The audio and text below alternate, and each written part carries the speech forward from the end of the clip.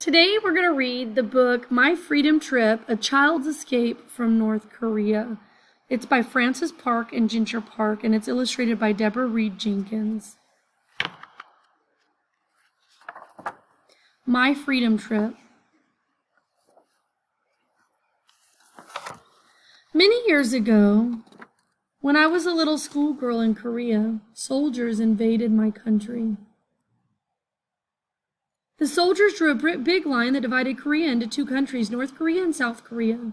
In North Korea, we could no longer speak our minds or come and go as we pleased. We lost our freedom. Many of us secretly escaped to South Korea, the Freedom Land. This is my story. What kind of person wrote this story, you guys? What can we tell about her just from this first page? A peaceful sun shone upon my village in North Korea, over rice paddies and pagoda roofs, on pink petals and ponds and quartz stones on the ground. I walked home from school down a path where flowering bushes lined the road and soft breeze carried butterflies. It was a beautiful day. The sky seemed endless and my eyes were soaring. From here the world looked as free as the doves swiftly dipping into treetops.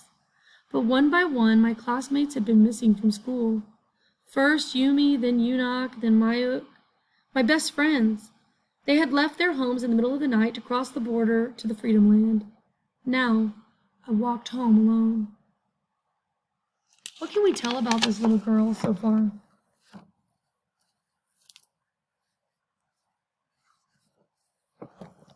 Then one night, my father came to my room and gently woke me up. It was so dark that I could not see his face. He spoke softly.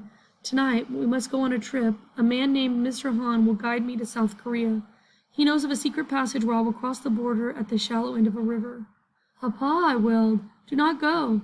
My father stroked my hair. His fingers were trembling. Soon, very soon, Mr. Han will return for you too. And he will take you on your freedom trip. Then it will be your mother's turn. Where were her friends going?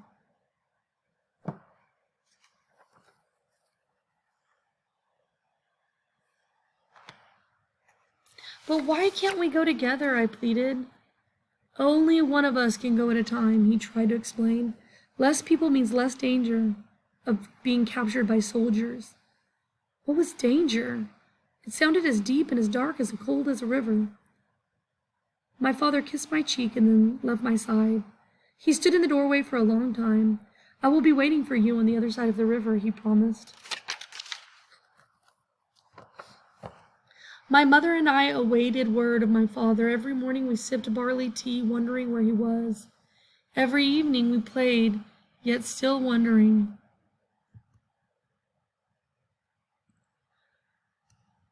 One evening, full of moon and warm winds, we heard a tap, tap, tap.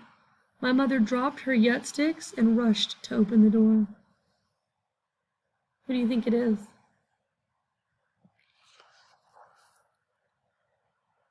A man in white peasant clothing stood in the doorway.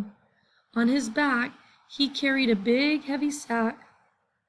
Behind him, the sky was haunting. As the man stepped inside, I stepped back. He towered on me, over me. Then his face broke into a gentle smile. Do not be afraid so, he spoke. I am Mr. Han, your guide. I bring news of your father. My mother held her heart. Your father is safely settled in the Freedom Land, he told me. He is waiting for you.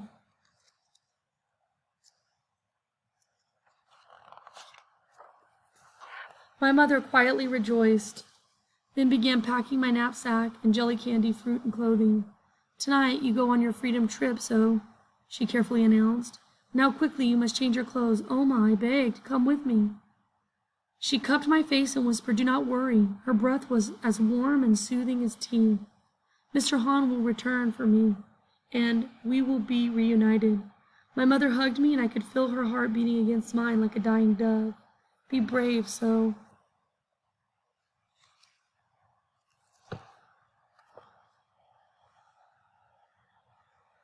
My freedom trip began by train. Mr. Han took my hand silently. We boarded. The train was crowded with passengers bumping into one another. No one spoke or let their eyes meet. I looked out the window. Farms and villages seemed to speed by me. Already I missed my mother's touch. Already our parting seemed like a lifetime ago. The train came to a stop at the foot of the tall, rocky mountain.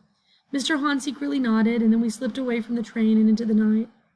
Up the mountain we walked, with cries of wild animals in our ears and the moon in our eyes. The woods were all around us. Every few moments Mr. Hahn would stop and listen for footsteps. I would listen too. We were still as rocks, and then he would wink at me, and we would continue up the mountain.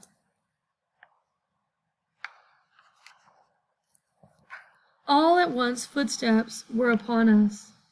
Mr. Hahn and I crouched in the bushes, not breathing. We watched the long shadows of soldiers creep along a row of rocks. Were we in danger? When the shadows disappeared and the footsteps grew distant, Mr. Hahn whispered, "The soldiers can spot our shadows on the ground. Because the moon is bright tonight." Sorrowfully, he squeezed my hand. "We must hide here so, until the moon has fallen from the sky." Mr. Hahn opened his sack, and then he put a blanket around me and began peeling fruit in the moonlight. How I longed for my father. I wish he could come and carry me across the river to the freedom land. How I longed for my mother. How I wished I was back at home playing yet with her. In a gust of wind, her last words came to me. "Be brave, so." How's she feeling now?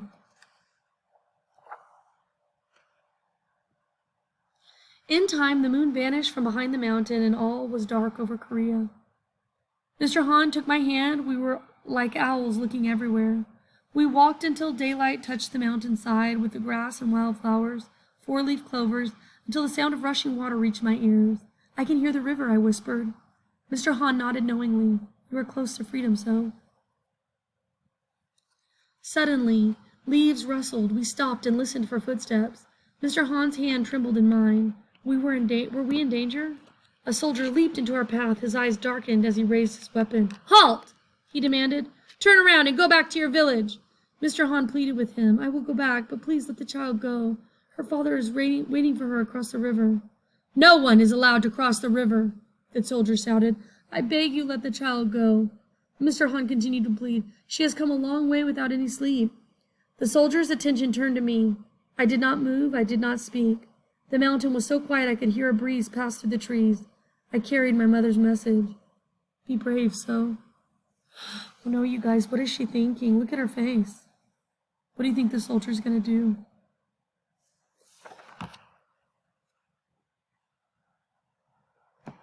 After a long, silent spell, the soldier lowered his weapon. He looked away from me. I heard him whisper, "Go quickly, child." Mr. Hahn guided me toward a dark, mossy opening in the woods. "I must go back, but you are free, so. Go, go." I ran without thinking. I was so frightened I forgot where I was going. Then I saw the river. The water was so blue, my eyes were swimming in every direction. And there was my father, waving wildly from the other side. "The Freedom Land! So, he cried out. "Papa," I cried back. I rushed into the river, embracing the sun and the sky. I was free. Shortly after my freedom trip, soldiers were posted all along the border, and my mother was forced to stay in North Korea. Soon the Korean War broke out. The war was bigger than any mountain and more haunting than the sky. When the fighting ended, my country was still divided. I never saw my mother again. How could we have known that that river I crossed would separate us forever?